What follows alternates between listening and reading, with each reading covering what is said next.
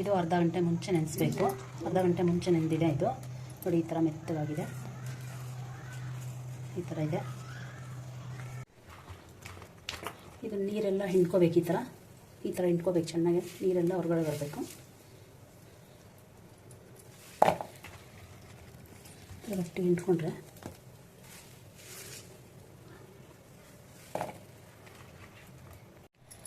ಇದು ನೀರು ತೆಗೆದಿದ್ದೀನಿ, ಹಿಂಡ್ಬಿಟ್ಟು ನೀರನ್ನ ಈ ಥರ. ಇವಾಗ ಮಸಾಲೆ ಹಾಕ್ಕೊಳ್ತೀನಿ.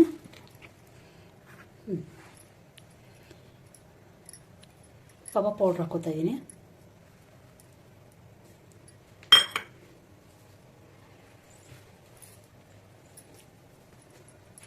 ಖಾರದ ಪುಡಿ ಹಾಕ್ಕೋತಾ ಇದ್ದೀನಿ.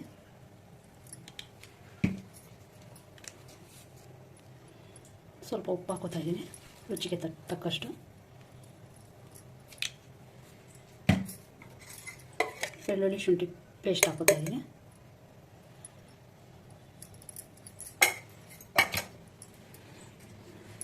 ಸ್ವಲ್ಪ ಗರಂ ಮಸಾಲ ಹಾಕ್ಕೋತಾ ಇದ್ದೀನಿ. ಸ್ವಲ್ಪ ಮೊಸರು ಹಾಕ್ಕೋತಾ ಇದ್ದೀನಿ.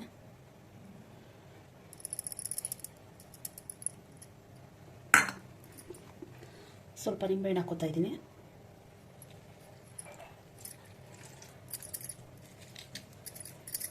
ಒಂದು ಅರ್ಧ ನಿಂಬೆಹಣ್ಣು ಹಾಕ್ಕೋತಾ ಇದ್ದೀನಿ.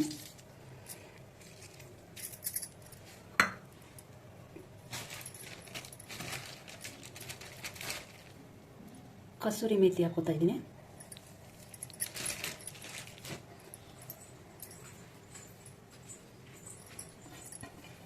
ಕೊತ್ತಂಬರಿ ಸೊಪ್ಪು ಹಾಕ್ಕೋತಾ ಇದ್ದೀನಿ.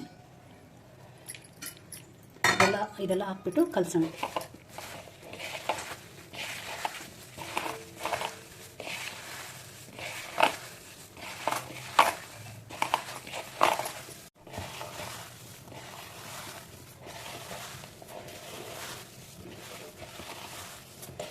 ನೋಡಿ, ಈ ಥರ ಕಲಸಿದ್ಮೇಲೆ ಈ ಥರ ಮಸಾಲೆ ಎಲ್ಲ ಇಟ್ಕೊಳ್ಳುತ್ತೆ. ಈ ಥರ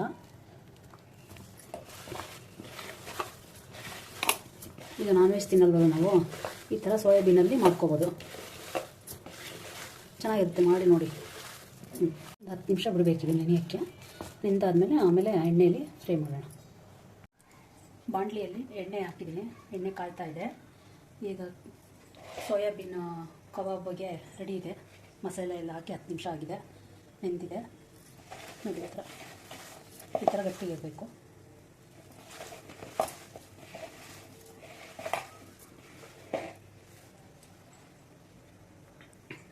ಇವಾಗ ಬಿಡ್ತೀನಿ.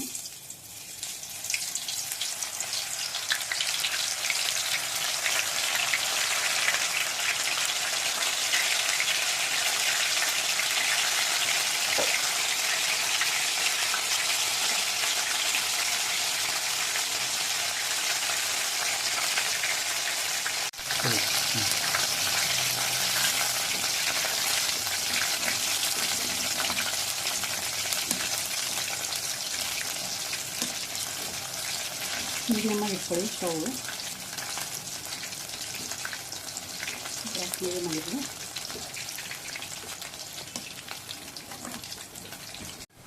ನೋಡಿ, ಕೆಂಪು ಆಗಿದೆ. ಇವಾಗ ತೆಗಿಬೇಕು.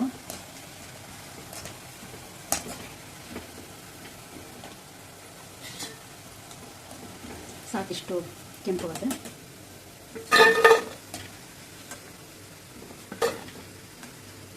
ಕೆಂಪು ಬಣ್ಣ ಬಂದರೆ ಸಾಕು. ಈ ಥರ ಕೆಂಪು ಆಗ್ತಾಯಿದೆ.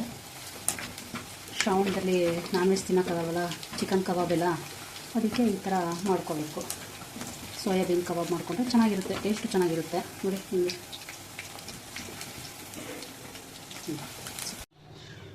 ಸೋಯಾಬೀನ್ ಕಬಾಬು ರೆಡಿಯಾಗಿದೆ. ಟೇಸ್ಟ್ ಮಾಡಿ, ನೀವು ಮಾಡಿ ಮನೆಯಲ್ಲಿ ಟೇಸ್ಟ್ ಮಾಡಿ, ಚೆನ್ನಾಗಿರುತ್ತೆ.